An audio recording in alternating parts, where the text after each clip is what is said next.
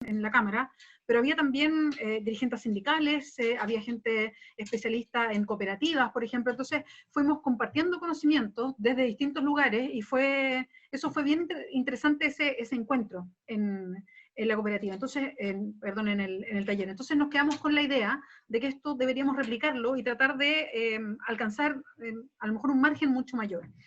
Y hoy día se vuelve mucho más necesario cuando estamos iniciando después del estallido, y sobre todo en la pandemia que estamos viviendo, estamos iniciando un proceso como el de una constitución, el de una nueva constitución, el de empezar a hacernos preguntas, el irnos cuestionando cosas que pasan, y también el enfrentar la posibilidad, porque todavía es una posibilidad, de escribir la constitución de una manera paritaria, por primera vez en este sentido. Y donde se va a poder a lo mejor instalar la temática o lo que nos afecta a nosotras de una manera distinta. No solamente como habitualmente se hace en los círculos de poder donde hemos podido entrar, como la Cámara de Diputados, por ejemplo, y lo hemos discutido harto, me han invitado a hartos foros para hablar de esto, ¿no?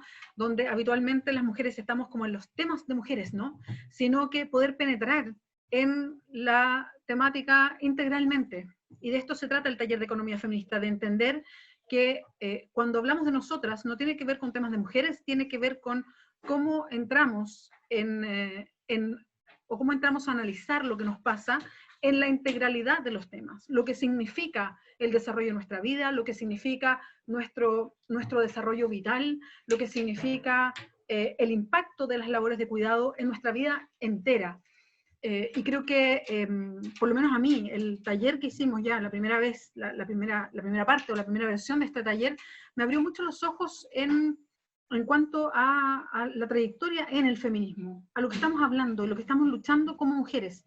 Y creo que eso también marca mucho de la trayectoria política del feminismo, de borrar ciertos márgenes entre un partido y otro, porque estamos en una lucha feminista que nos reúne, nos junta de una manera muy distinta.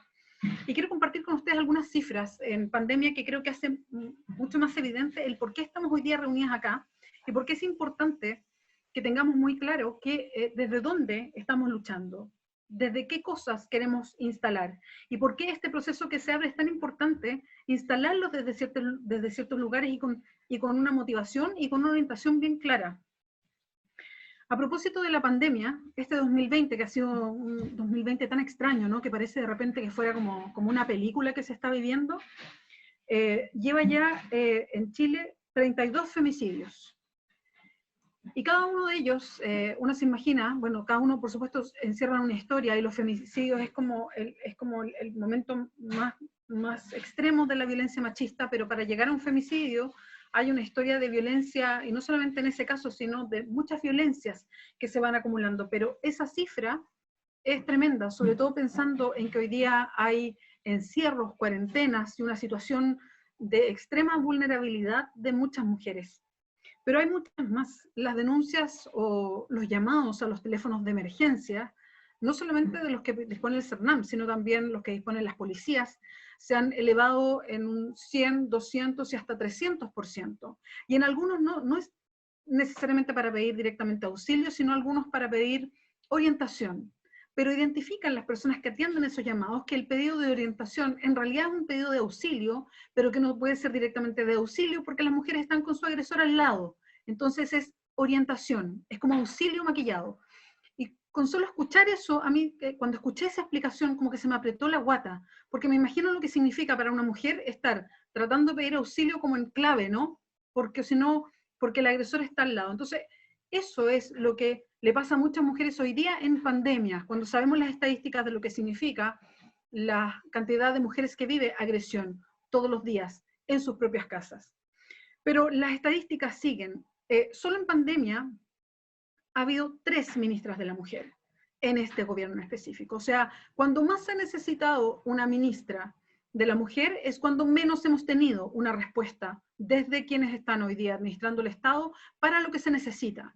Entonces, cuando vemos que la contraparte o quien debería estar ahí para atender todo lo que pasa, las emergencias como de las que recién hablaba, y no han estado, entonces entendemos la urgencia de lo que hablamos.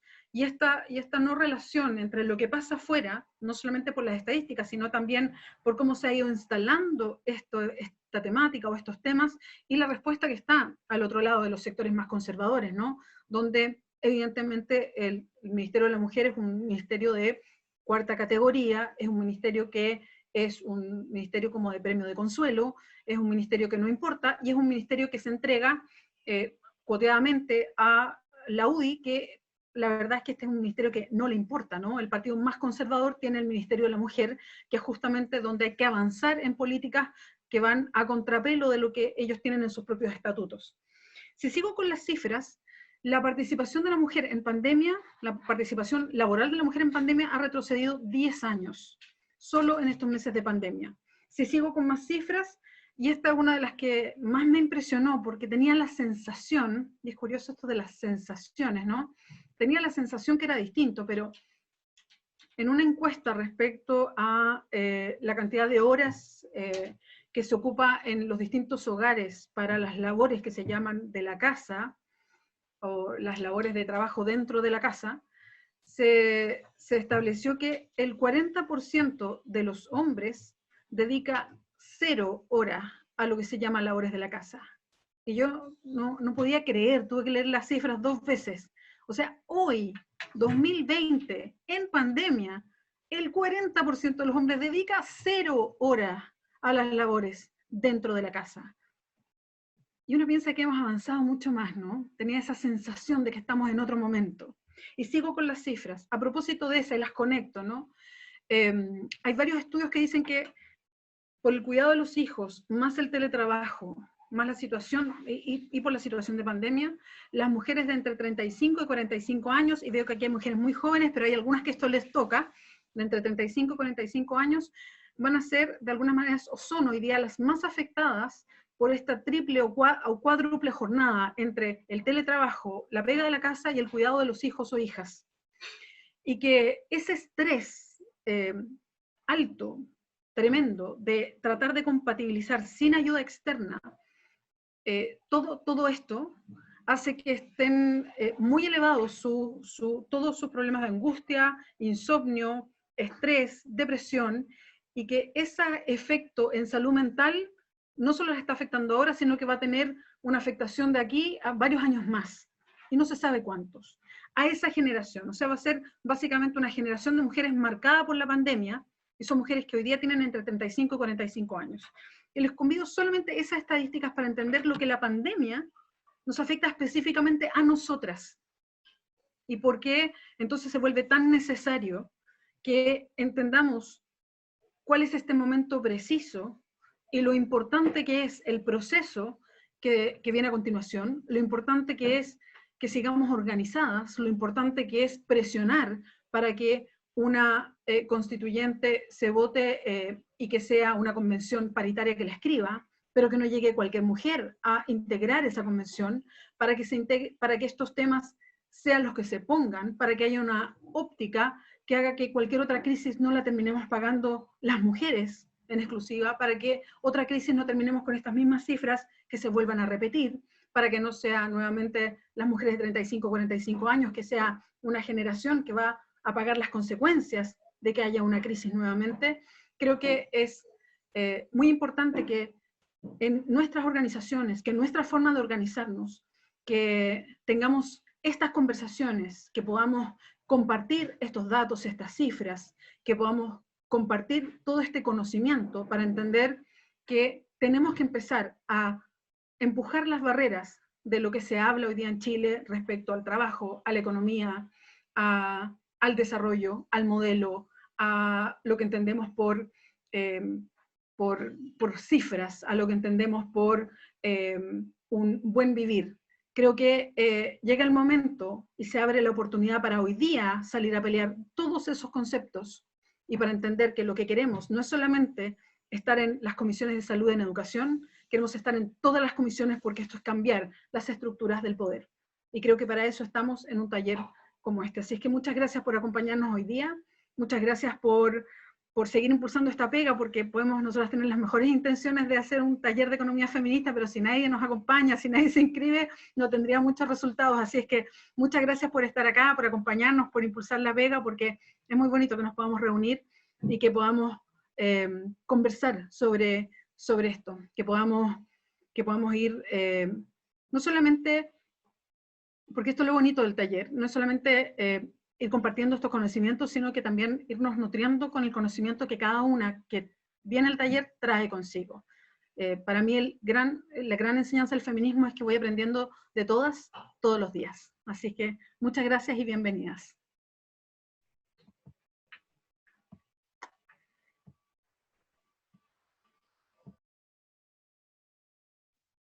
Muchas gracias, Bea, por estas palabras, y con mucho ánimo para empezar entonces la jornada de hoy. Les voy a compartir un archivo de una presentación que hemos preparado, que junto a Francisca Gallego y Valentina Olivares vamos a ir presentando, ¿sí? Entonces, en la primera etapa era la idea de, al tiro les tengo que compartir la pantalla, pero ahora ven un poema de ya, ahí sí. ¿Se ve la presentación? ¿Sí? Ya. Bueno, entonces, este es el taller de economía feminista 2020, ¿cierto? Algo que no dije al principio, debía haber dicho, este taller además cuenta con la participación de la Fundación FES, que nos ha estado básicamente acompañando no solo con recursos humanos, sino que también hizo posible con recursos financieros tener un Zoom y hacer todo lo que teníamos que hacer. Así que muchas gracias también a la Fundación FES. Lo primero que íbamos a hacer entonces era hacer como una síntesis del taller del ciclo 2019. En el ciclo 2019 hicimos 7 talleres. Nosotros ahora, de hecho, nuestra intención es sintetizar todo eso para elaborar una especie de cuaderno que quede como una herramienta para que le sirva a todo el mundo, ¿cierto?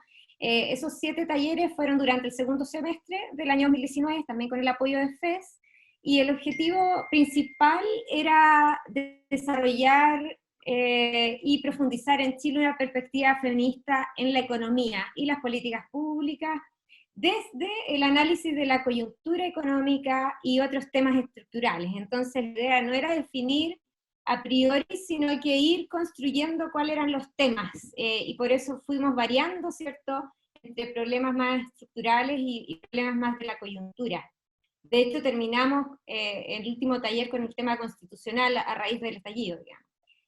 La finalidad era levantar, en el fondo, propuestas de una agenda feminista en la mirada de la economía, y además se definió hacerlo entre puras mujeres, que también fue una definición de la Fundación Saberes Colectivos, ¿cierto? Dijimos, ¿por qué no lo hacemos separado? Veamos qué pasa, qué resulta en esa conversación también separada, que veíamos también que pasan cosas distintas cuando hay también composiciones distintas. Esto se vincula también, esto se hace de manera también participativa, entonces nosotros invitamos a gente de distintos espacios, dirigentes sociales, obviamente dirigentes políticas, dirigentes más técnicas que están en el apoyo político, también académicas, ¿sí? Y personas, no, el año pasado era presencial, entonces no pudimos lamentablemente tener gente de regiones, pero también queríamos un poco eso, ¿no? Incluir distintos saberes, porque esto es parte también de los principios de saberes colectivos. Y esto también se vinculaba a la agenda FES, que tenían un proyecto regional de feminismos, ¿no?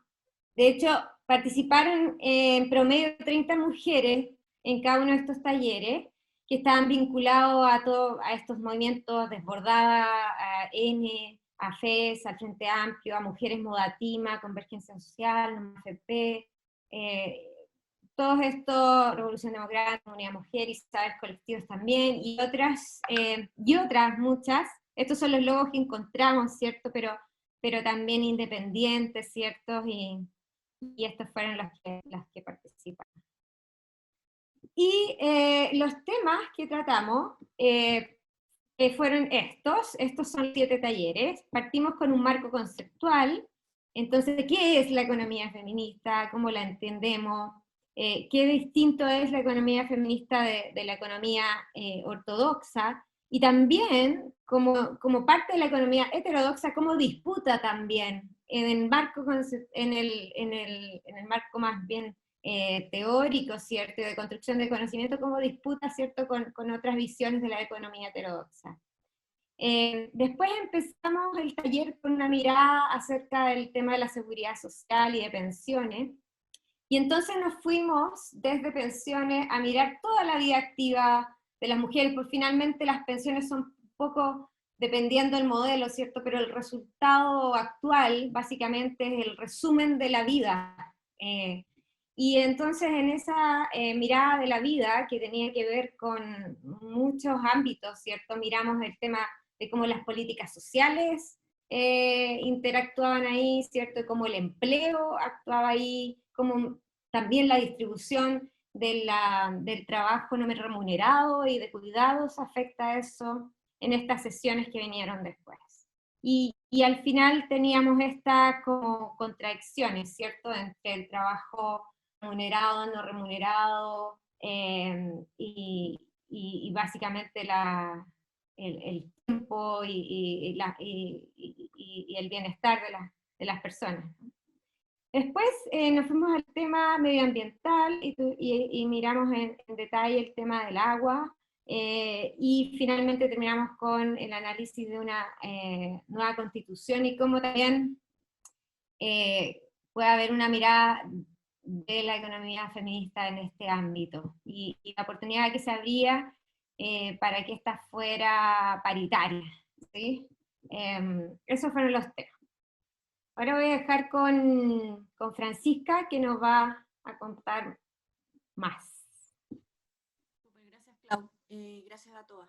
Bueno, justamente cuando estábamos entre medio del penúltimo taller y el último, nos tocó octubre, y eso también hizo una evolución de preguntas que se hicieron súper pertinentes, y que terminó con este último taller sobre la Constitución, y sobre los debates que estaban asociados también a cómo se ha entendido el lugar de las mujeres dentro de las instituciones, dentro del desarrollo democrático, y que, por cierto, cómo ha estado atravesado dentro de la definición de lo productivo y lo reproductivo.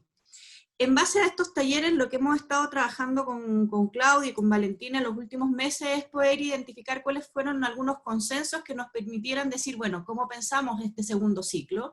Identificamos 6 consensos que no tienen la pretensión de agotar la discusión, sino más bien establecer como puntapiés para poder encuadrar y poder situar en el inicio de este ciclo. En primer lugar, como reforzar esta idea, ¿no es cierto?, que la economía feminista es alternativa, e inclusive es alternativa a las mismas economías heterodoxas y ortodoxas, poniendo en cuestionamiento y disputando también los sentidos en los cuales está definiéndose la forma de definir lo económico, los ciclos de vida asociados y la forma de participación en los diferentes sectores productivos. Y en esta aproximación de economía feminista, transversalmente a lo largo de todos estos talleres, ya sea refiriéndonos a los temas de agua, de pensiones, de trabajo, fuimos conviniendo en el fondo, y que lo que es clave dentro de la literatura de la economía feminista, esta idea de ampliar los conceptos de economía y situando en el centro la vida, teniendo como varios ejercicios como resultado de esto. Por un lado, problematizar el diseño de políticas sociales desde la concepción de cómo se espera que las mujeres puedan participar del diseño, de la implementación y en tanto sujetos de políticas sociales, y la construcción del rol de las mujeres en ellas. Otro elemento fue señalar que pensar en la economía feminista era también señalar un fuerte compromiso contra la desigualdad, al menos en dos implicancias. Por un lado, entender que la economía feminista iba a ofrecer una comprensión para identificar que los efectos de las distintas formas de crisis no serán iguales para hombres y mujeres, y no serán iguales también entre mujeres, ya sea por edad, por raza, etnia, etc. Y además que la participación en la gestión de la crisis debe tener una perspectiva feminista. O sea, no se trata solamente de un ejercicio de transversalización de género o de la identificación de estadísticas entre hombres y mujeres, sino más bien de poder definir cómo se entiende la organización de lo productivo y la reincorporación de lo reproductivo dentro de una perspectiva feminista. Y en este sentido nos parecía, y fue un consenso que fue bien significativo, entender que la economía, tal como se ha entendido, no es un género neutral. Y lo vamos a ver a lo largo de este taller, porque va a tener implicancias y sesgos respecto a las distinciones entre hombres y mujeres, los roles derivados, y también, por cierto, entre clase, etnia y raza, ¿cierto? Y por tanto, vamos a pensar que la economía feminista también está pensando en una idea desde un lugar de militancia, en el sentido de un saber situado, un saber que tiene un contexto histórico, un contexto social, un contexto que implica y vincula a los sujetos y sujetas que van a estar dentro del proceso de generación de espacios de reproducción y de definición de estas economías de la vida cotidiana que expanden también a nivel societal. Y por último, los dos puntos, es que va a hacer uso y va a ser relevante dentro del desarrollo y la definición de la economía feminista, en tanto concibe las redefiniciones también de los ciclos de vida y de los ciclos de participación, el uso de la idea de la división sexual del trabajo, para destacar que el sexo ha sido definido como un criterio clave en la distribución y valoración del trabajo, en la invisibilización de algunos de trabajo, y en la ausencia de reconocimiento de ámbitos que tienen un gran valor productivo. Y por último, el último consenso que nosotros relevamos y que nos parece importante situarlo como parte de este encuadre, es entender que la subrepresentación de las mujeres en los espacios de poder político, ¿no es cierto?, no responde solamente a meras decisiones condicionadas, sino sobre todo son a barreras y obstáculos institucionales que comportan formas de apreciación culturales naturalizadas, que tienen como consecuencia la generación de un déficit democrático grave y que atraviesa la constitución política del 80 y toda la historia constitucional de nuestro país. Y en este sentido, situar este taller dentro de un momento constituyente, ¿ya?, parece ser relevante no solamente porque podemos empezar a disputar los contenidos sustantivos, sino también la forma de establecer los arreglos institucionales a nivel constitucional. Clau, si puedes avanzar en la otra slide. Dicho esto, y en ya las conversaciones que tuvimos para pensar cómo organizar este taller, este segundo ciclo, se abrían como 4 grandes desafíos que forman parte de la invitación que les queremos hacer a todas ustedes, ¿ya? En primer lugar, queremos profundizar el marco de economía feminista más allá de una mirada de género en la economía, y darle este componente justamente feminista y la implicancia en los supuestos desde la ontología de la economía feminista y también la forma de pensar los problemas y la crisis.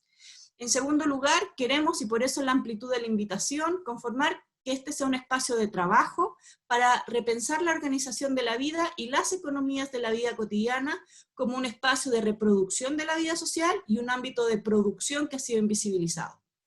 Disputar también los horizontes de sentidos que instala la economía, sus mercados, para proponer un camino alternativo a la organización productiva de la sociedad. Y por último, nos parece gatillante y relevante, tal como mencionaba Beatriz y también Claudia, situar la economía feminista dentro de los conflictos sociales como un marco para abordar la crisis. Creemos que hoy, en un momento tan crítico para la humanidad, tan sensible para todos nosotros y nosotras, es fundamental poder ofrecer marcos interpretativos que nos permitan caminos alternativos, y vemos que la economía feminista y el trabajo colaborativo y colectivo puede tener grandes posibilidades en este sentido. Muchas gracias, Fran. Vale, ¿quieres compartir tú ahora desde tu computador o sigo yo avanzando? No sé si puedo compartir yo. Voy a intentar, a ver. No puedo compartir, así que dale tú. Ya, ok. Sumarme a los saludos, creo que hace tiempo no me tocaba estar en un taller donde estuviéramos nombres y rostros que no los vemos todos nuevas, así que eso está súper bueno porque es la idea de este ciclo, ¿no? De poder hacer dialogar diversos saberes y experiencias. Y lo que vamos a hacer ahora, que es más bien una reflexión introductoria, queremos que sea el método de trabajo que marque nuestras reflexiones en las sesiones que siguen, ¿no? Y queremos hacer juntas un ejercicio de desmontaje, es decir, de ir mirando cómo en nuestra vida cotidiana operan los principios de la economía ortodoxa o neoliberal, y a partir de nuestra experiencia con esos principios, poder ir construyendo juntas, robusteciendo, digamos, esta mirada feminista sobre la economía. Entonces ahí planteamos esas preguntas que queremos que sean transversales a todo este ciclo, que es con qué lentes miramos la realidad social y económica, y qué entendemos por crisis y cómo la superamos. Entonces vamos a mirar algunas cosas ahora que son más bien en el plano quizás de las comunicaciones, pero que dan cuenta cómo se ha instalado este sentido común en nuestra sociedad. Si puedes pasar a la próxima, Clau.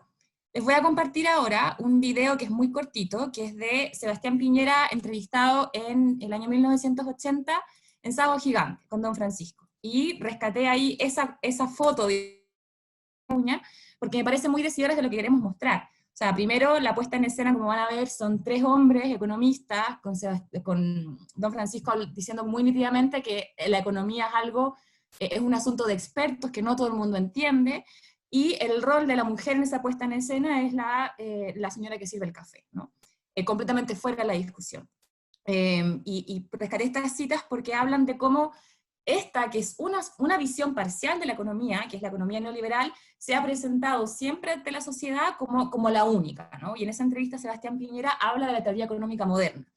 Y habla que es una teoría que existe siempre porque el problema de los recursos escasos y fines múltiples, en el fondo que es como se entiende el problema económico desde la economía neoliberal, ha sido un problema histórico, incluyendo a Adán y Eva, y como dice ahí, que si hubiesen tenido más manzanas no se hubiesen enfrentado al dilema de comerse la manzana prohibida, y más decidora aún me parece la respuesta que le da a Don Francisco cuando éste le pregunta de quién fue el Chicago Boy en el paraíso, y Sebastián Piñera responde que fue Adán, ¿no?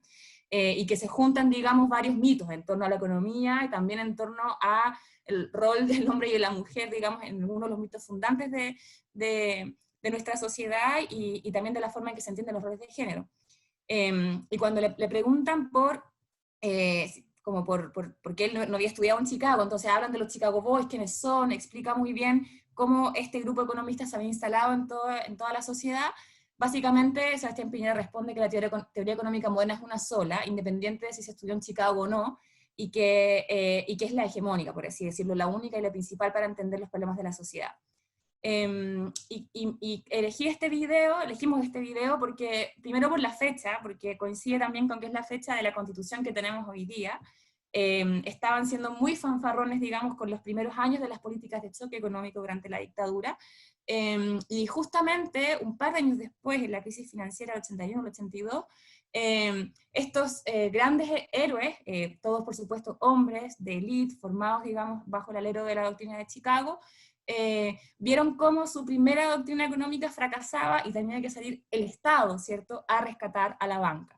Y muestra, digamos, las contradicciones de este modelo neoliberal, que es lo que vamos a ir viendo ahora.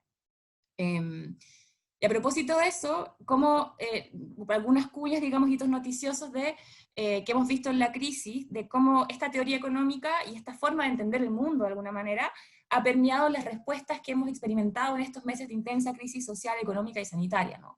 Cuando el gerente general de la Cámara de Comercio de Santiago dice que no podemos matar toda la actividad económica para salvar las vidas, ¿no? Es decir, la economía es una sola y por lo tanto tenemos que ponerla en primero, porque matar la economía o mantenerla mucho tiempo cerrada puede ser mucho más costoso aún, sin explicitar que en el fondo esa economía que se quiere salvar es más bien la renta de las empresas y las ganancias de las empresas, mantenerlas, digamos, estables o que no tengan grandes pérdidas, traspasando los costos a las mayorías del país. Si podemos pasar a la otra.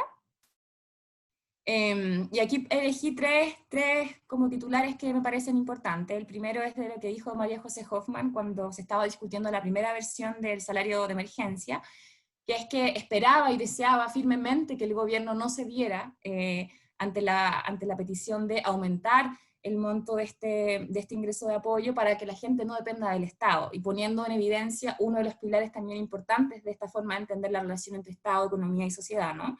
Es preferible que la gente se muera de hambre antes de que dependa del Estado.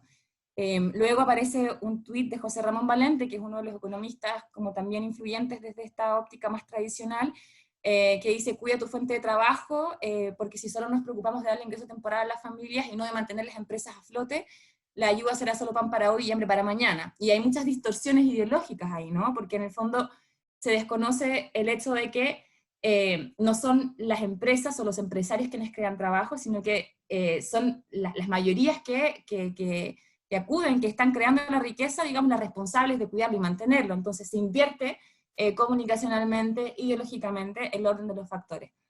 Y la última es una cuña de una columna del Libero, que es un medio más bien de derecha, donde debaten, digamos, varios actores de este sector, y que hace referencia a todas las propuestas que se estaban poniendo sobre la mesa para generar mayores garantías públicas ante la crisis, certezas sociales, dice.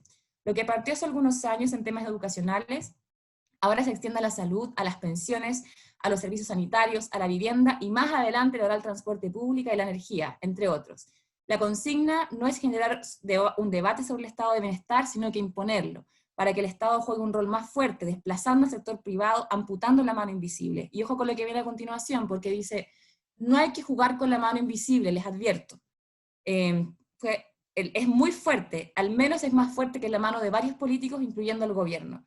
Y esa mano invisible es invisible en el sentido de que son poderes que no votamos, pero tienen rostro, digamos. Y básicamente lo que está diciendo, lo que está poniendo como amenaza sobre la mesa esta visión económica que vemos acá, es que, de que el poder económico no puede estar sujeto a la definición política, ¿no? Y se dibuja como una amenaza, ¿no?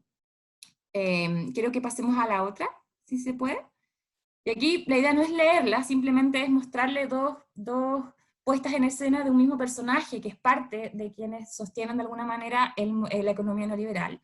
La primera es una carta que se publicó este fin de semana, creo, en el Mercurio, que se llama Un Nuevo Equilibrio, donde un conjunto de empresarios y liderazgos como emprendedores llaman a cuidar los equilibrios y a trabajar juntos por un nuevo equilibrio de país, a través de una reforma o una nueva constitución. No se pronuncian abiertamente por el apruebo, pero se desmarcan de las posiciones que son más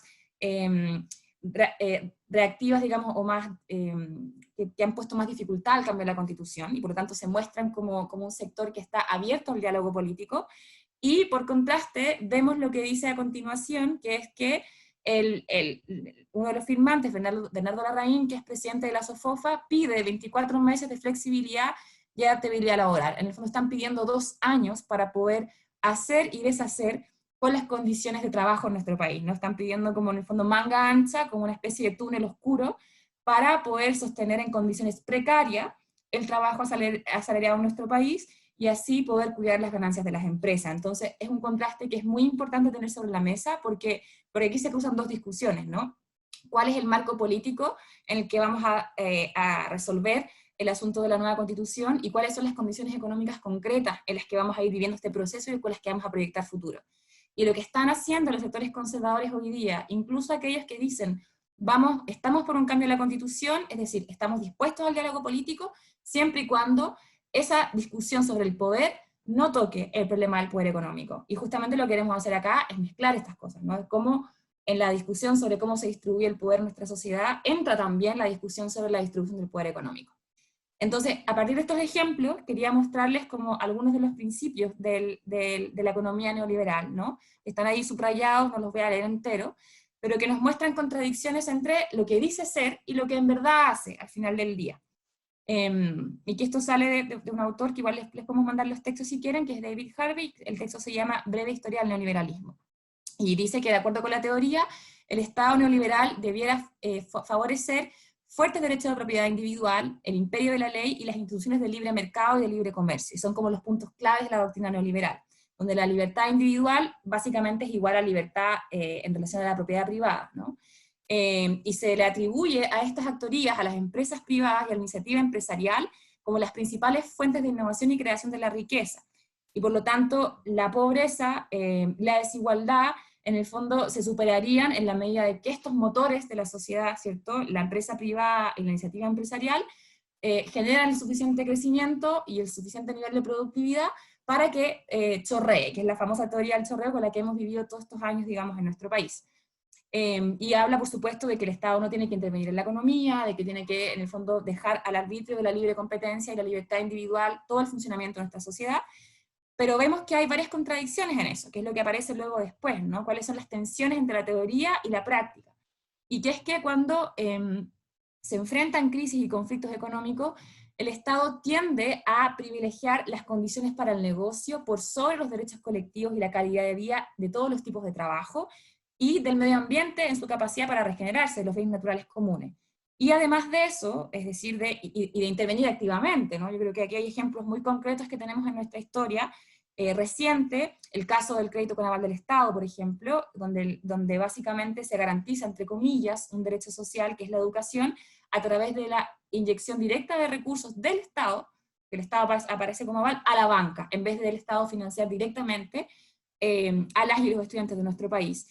Otro ejemplo interesante que hemos visto ahora en la crisis sanitaria es lo que ha pasado con las respuestas ante la crisis económica, cuando vimos que no hubo ninguna demora en salir a rescatar empresas, o la ley de protección del empleo, que el empleo protege muy poco, porque en el fondo en vez de prohibir los despidos, lo que hacen es darle carta manga ancha a las empresas para que dejen de pagar salario, que la gente que participa en el mercado laboral use sus propios ahorros, que el seguro de cesantía, que más encima es muy poco, digamos, para subsistir, mucha gente perdiendo incluso sus trabajos, para luego el Estado inyectar recursos directos a las empresas, a través de lo que han anunciado hoy día, que son el subsidio al empleo, y así ayudar a que los empresarios, entre comillas, vuelvan a crear esos puestos de trabajo. ¿Y qué es lo que genera ese ejercicio? Primero, hay un Estado que interviene bastante, el problema es que interviene en favor de las empresas y no en favor de la gente, le garantiza las ganancias, y además les permite mantener los salarios a la baja, porque ahora van a recontratar o van a recibir inyección del Estado para contratar gente, y estamos viendo que en el Parlamento el Ejecutivo envió un proyecto de ley para que el reajuste del salario mínimo sea prácticamente equivalente a cero, ¿no? Entonces vemos cómo se contradicen estos principios neoliberales cuando hay intereses de distintos sectores de la sociedad en juego. Y lo mismo ocurre con las distintas instituciones financieras. ¿Para qué hacemos este ejercicio? Primero para profundizar en lo que habíamos presentado en los consensos de las sesiones anteriores, y es que esta supuesta teoría económica moderna, como se le llama, que nosotros vamos a llamar de aquí en adelante la teoría neoliberal o la economía ortodoxa, en el fondo tiene una neutralidad que no es real y que esconde sesgos de clase, de género y de etnia, ¿no?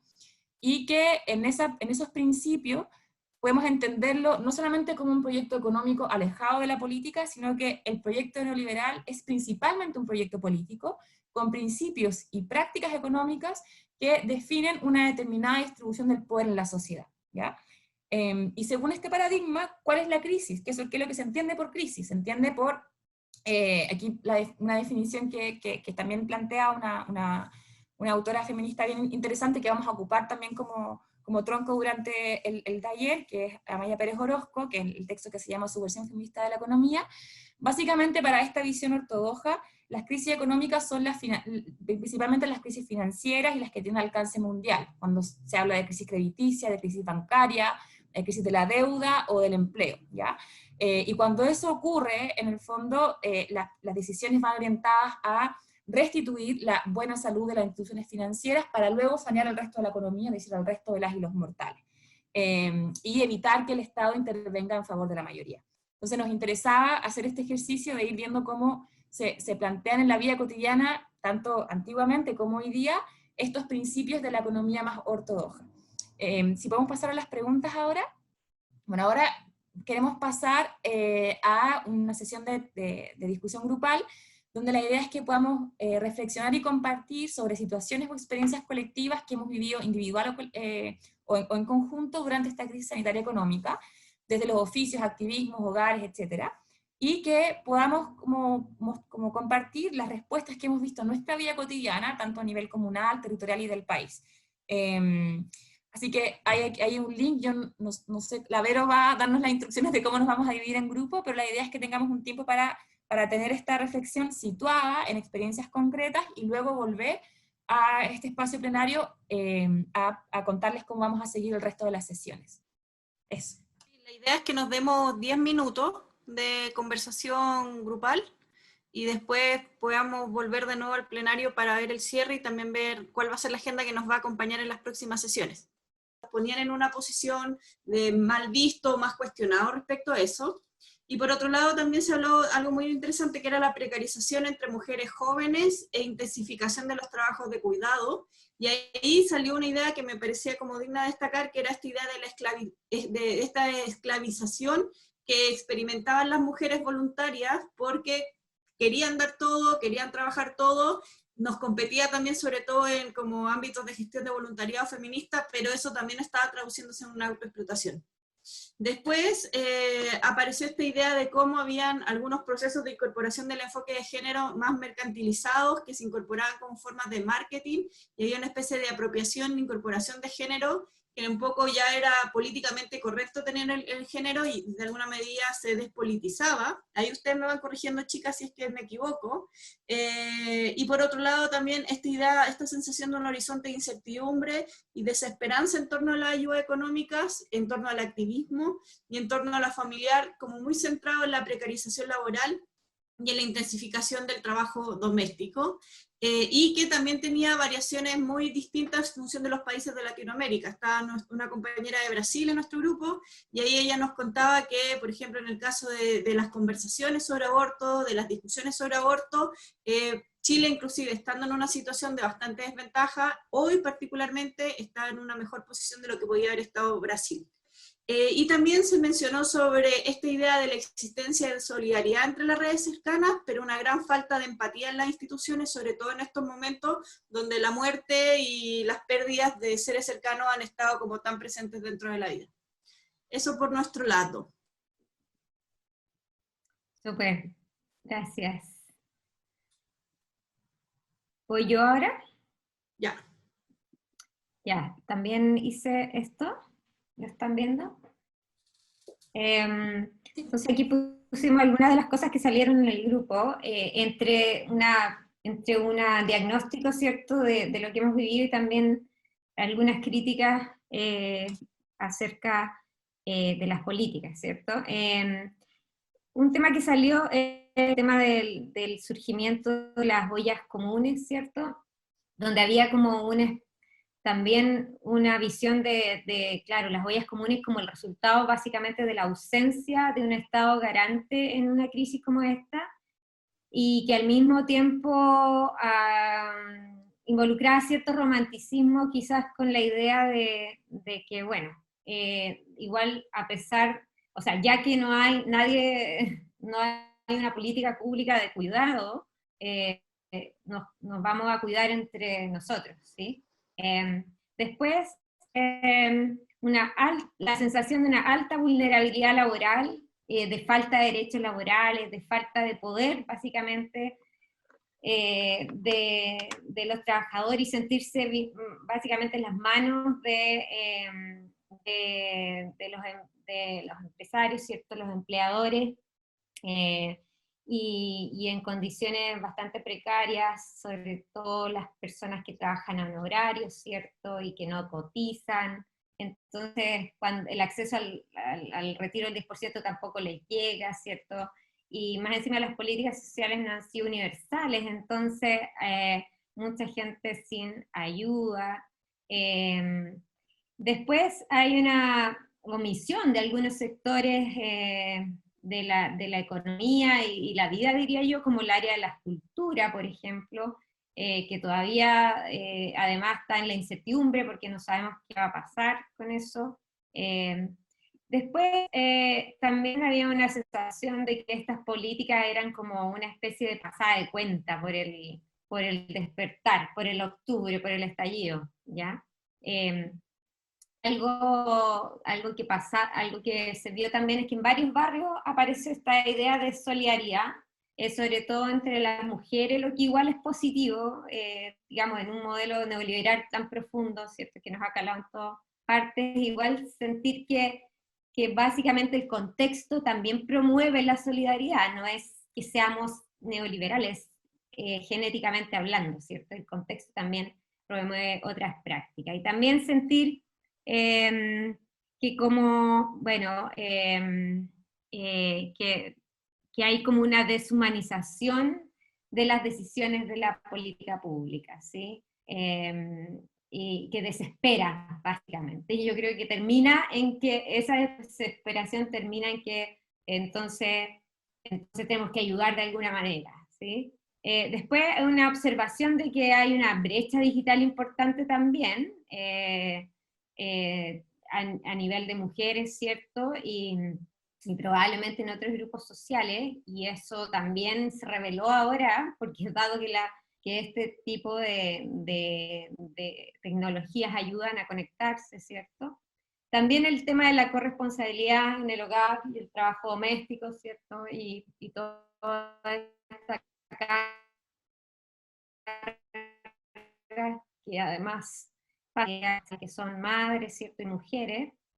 Y el tema de seguridad pública, el aumento de violencia doméstica, ¿cierto? Y el tema de salud mental, producto del aislamiento, y también el sentido de la responsabilidad y todo junto, digamos. Y finalmente, la observación también de que, por ejemplo, esta idea de que muchas personas y muchas mujeres que recibían el 10% iban a pagar sus cuentas, ¿cierto? Sus deudas, o la deuda que tenían en el almacén, ¿cierto?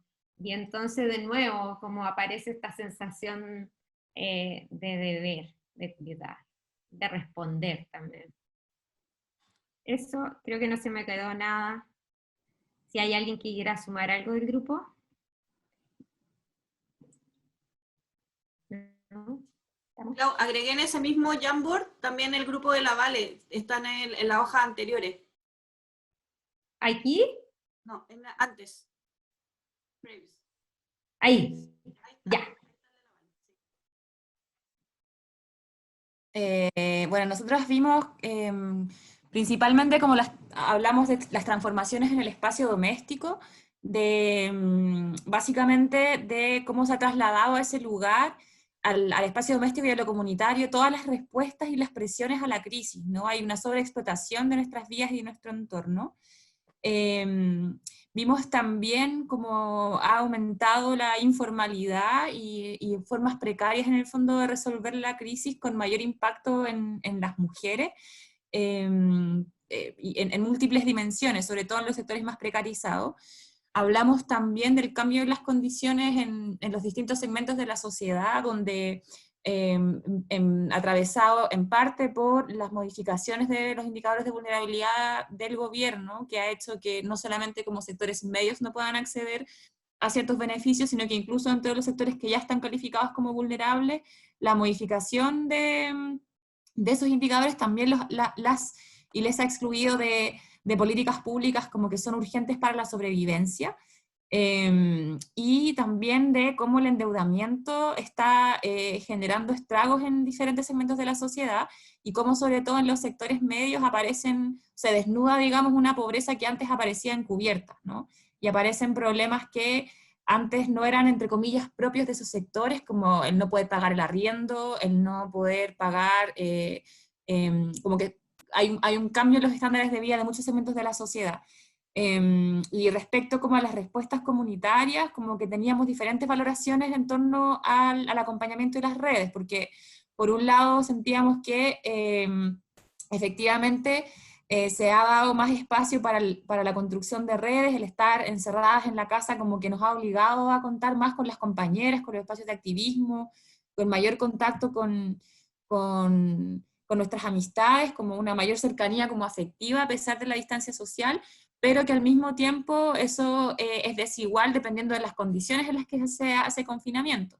Cuando estás con trabajo doméstico, trabajo de crianza, además con teletrabajo y con condiciones económicas precarias, la posibilidad de sostener esas redes tampoco es tanta, ¿no? Porque no hay tiempo, se duerme menos, se trabaja mucho, se preocupa mucho, entonces como que las redes de solidaridad y de apoyo tampoco han sido tan estables y permanentes para todas.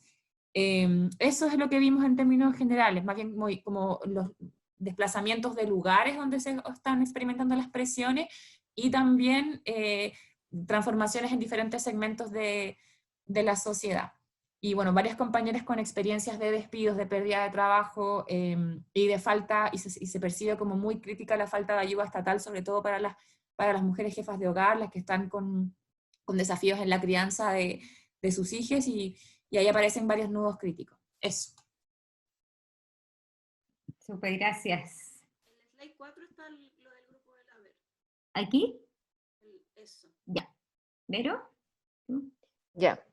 Yo no supe hacer lo de los colores bonitos, lo siento. Para la próxima. Ya, acá hablamos como más o menos, era como parecido a lo que ustedes estaban hablando. Se hablaba como de las dificultades económicas de la gente, de algunas familias que no podían salir a trabajar, algunos fueron despedidos, de las dificultades del teletrabajo, sobre todo para las mujeres que tenían hijos, que algunas tenían parejas que no las ayudaban mucho, entonces se tenían que hacer cargo de todo, del cuidado de la casa, del cuidado de los hijos, además de trabajar, y eso, con todo el estrés que eso conllevaba, también como el hecho de estar lejos de la familia en otras ciudades, también es como como todo lo que afecta a la salud mental, el estar lejos de tu red afectiva. Y con respecto al tema de las ayudas que se pueden haber dado en esta crisis, la mayoría habló de ayudas familiares, de tíos que podían pagar las cuentas. También se habló de las ollas comunes y de cómo la mayoría de las ollas comunes, o todas las ollas comunes, están lideradas por mujeres que también trabajan, que también tienen familia y que tienen que llegar en la noche a cocinar, a pelar papa, a pelar zanahoria, y todo eso como una ayuda súper desinteresada para el bien de la comunidad, en el sentido de ver lo desprotegida que está la comunidad. Hay comunidad migrante que no recibe nada de ayuda del Estado, entonces tiene que recurrir al tema comunitario, si no, no puede sobrevivir, básicamente. Eso, como sobre todo énfasis en la ayuda del Estado, que ha sido insuficiente. Hay personas que no han calificado para los tipos de ayuda que ha propuesto el Estado, y finalmente ha tenido que hacer uso del 10%, que en el fondo es su propia plata, la plata que uno mismo generó. Entonces, como mucha ayuda del Estado no ha habido en muchos sentidos. Eso, si alguien de mi grupo quiere complementarlo, ¿me faltó algo?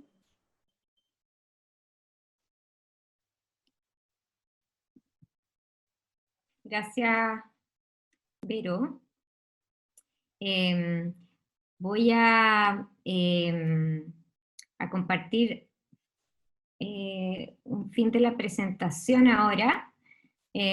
Muchas gracias igual a todas por esta compartir. Hay varias que se tuvieron que ir, ¿cierto?, por temas de tiempo. Pero queríamos terminar como esta parte. Quizás, Vale, tú podrías mejor recolectarse. Sí, y después la Fran que cuente la última lámina para ir terminando. Bueno, queríamos hacer este ejercicio como de identificar en las experiencias cotidianas para hacer el contraste con los primeros elementos que mencionamos, ¿no? Los que presentamos al principio de cuáles son como los valores, las prácticas y los principios económicos ortodoxos o neoliberales, y a partir de la experiencia que hemos recogido también de experiencias que normalmente no se nombran en la tradición económica tradicional o neoliberal, que tiene que ver con lo que ocurre en el espacio doméstico, con lo que ocurre en las comunidades, con lo que ocurre con el uso del tiempo, lo que ocurre con la crianza y con la reproducción social de la vida.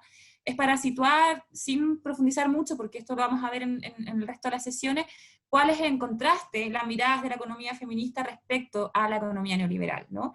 Y una economía donde entendemos la crisis en un sentido mucho más amplio, no solamente en términos de los conflictos que nos preocupan, y sino también de los tiempos en los cuales entendemos la crisis, ¿no? Y por lo tanto, desde esta mirada, hablamos de una crisis general en la cual caben vectores económicos productivos, ¿cierto? Y reproductivos, la reproducción social entendida como todo lo que tiene que ver con sostener la vida, ¿no? La crianza, la educación, la salud, el cuidado de los adultos mayores, etc. Factores como ecológicos y políticos también, y así al incluir todos estos conflictos en la mirada de la economía y en la comprensión de la crisis, redefinimos en el fondo qué es lo que entendemos por economía y cuáles son los aspectos a los que tenemos que hacer frente y responder colectivamente. Decimos entonces que se trata de una crisis a partir de todos estos conflictos de la sostenibilidad de la vida, ¿no? Y por lo tanto leemos las contradicciones entre, por un lado, los intereses y actores del capital, y por otro lado, las vidas que valgan la pena de ser vividas, ¿ya? Es decir, hablamos del conflicto entre capital y vida, pensando en las vidas dignas que todas las personas merecen en esta sociedad, y que justamente los feminismos, las feministas, han puesto en escena esa nueva mirada económica, ¿no?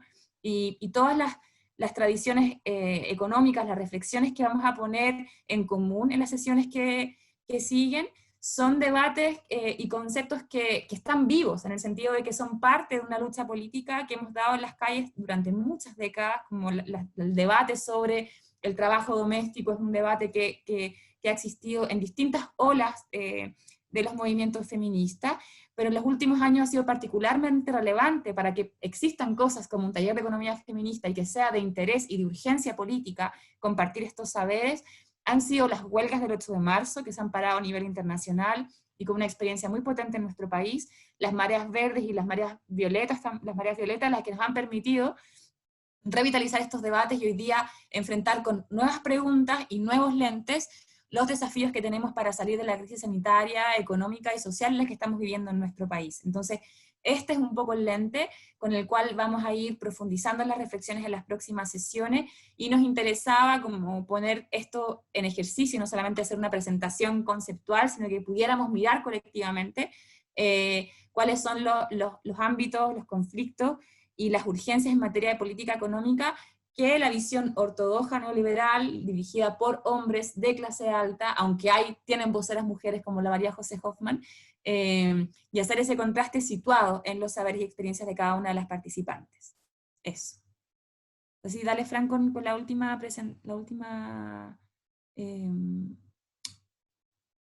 diapositiva. Clau, si puedes poner la otra.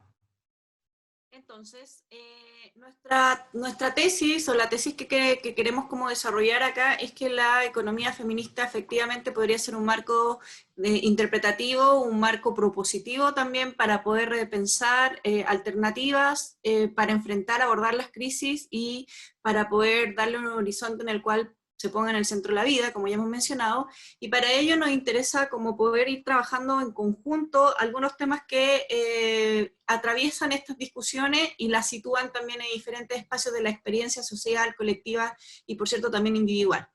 El siguiente taller va a ser las transformaciones en el mundo del trabajo, incluyendo el trabajo doméstico no remunerado, el trabajo de cuidado, las transformaciones que han ocurrido derivadas de la crisis, las precarizaciones de los hogares y del trabajo asalariado.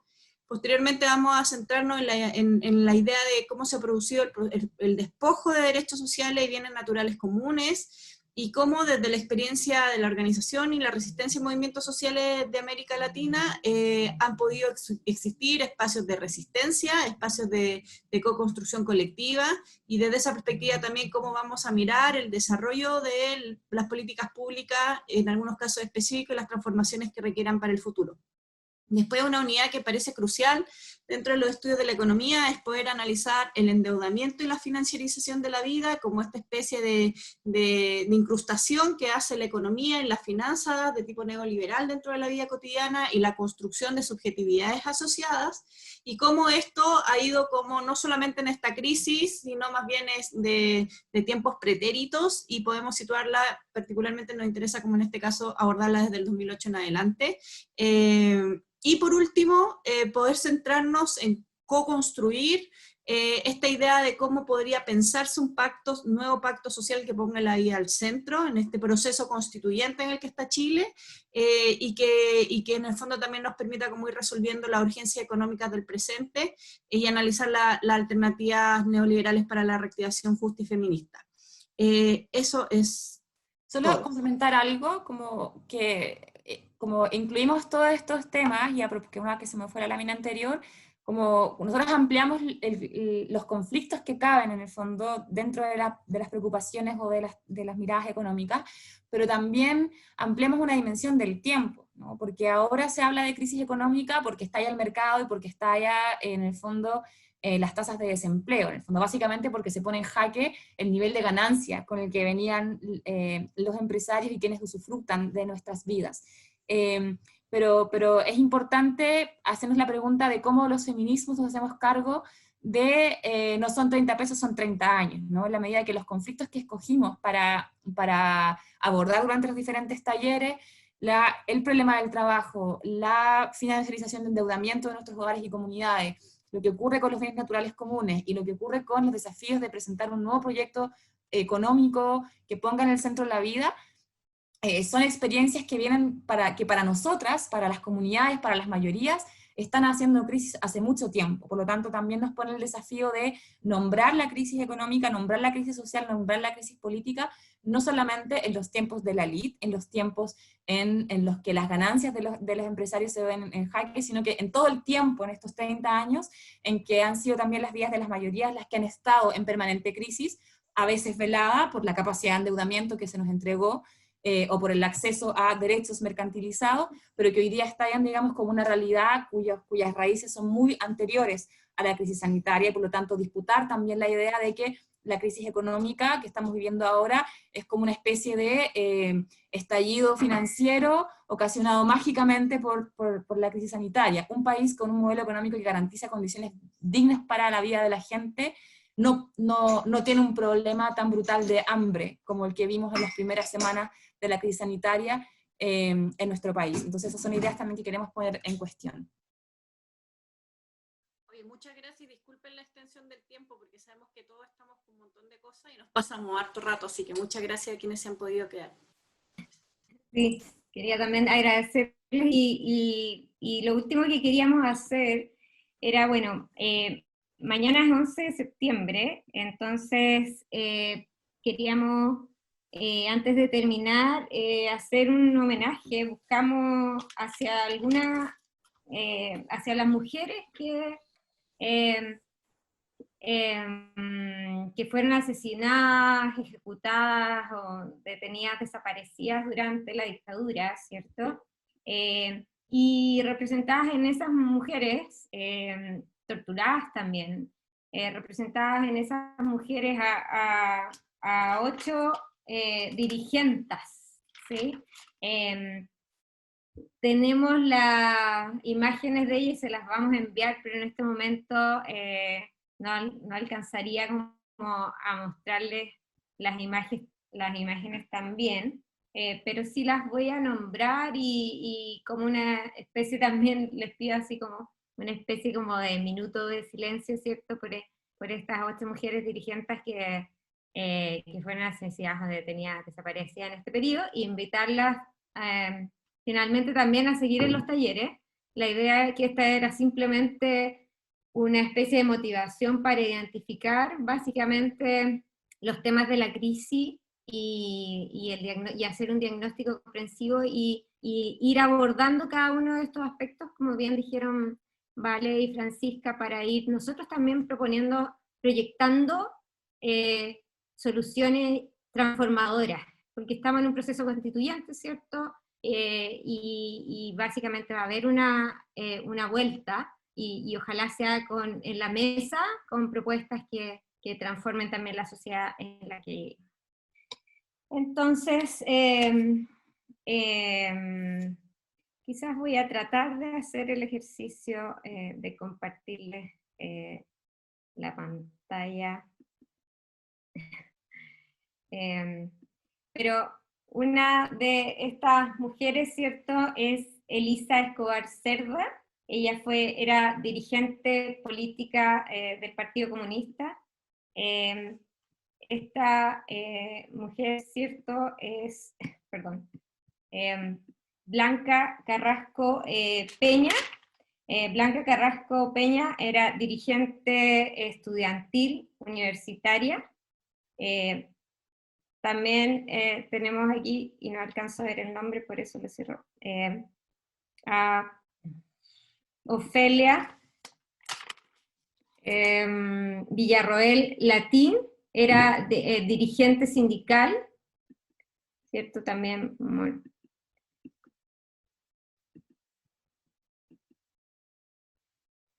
ella es, de nuevo, Elisa Escobar Cerda, ¿cierto? En una otra foto.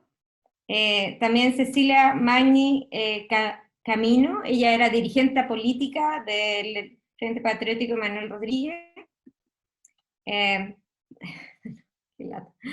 Pero aquí está Reinalda Pereira Plaza, ella era dirigente sindical de la Asociación de Técnicos Laborantes y de la Federación de Profesionales y Técnicos de la Salud. María Arriagada Jerez. María Arriagada Jerez era dirigente del Colegio de Profesores. Perdón, voy a checar. Ella es Rosa, sí, Rosa Solís Poveda. Ella era dirigente estudiantil y militante del Partido Socialista. Y creo que faltaba la foto de... No, están las 8 dirigentes sociales, sindicales, políticas y estudiantiles que queríamos como rendir un pequeño homenaje.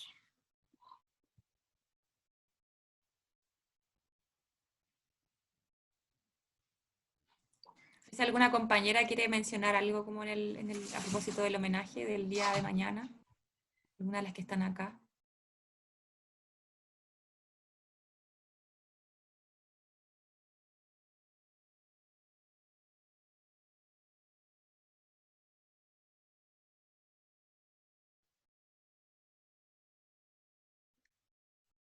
Bueno, entonces con esto terminamos, ¿sí? De nuevo, muchas gracias a todas por venir, y bueno, mañana un día de memoria, ¿cierto? Así que nada, la dejamos con eso y nos encontraremos en 2 semanas más con la segunda sesión de este taller.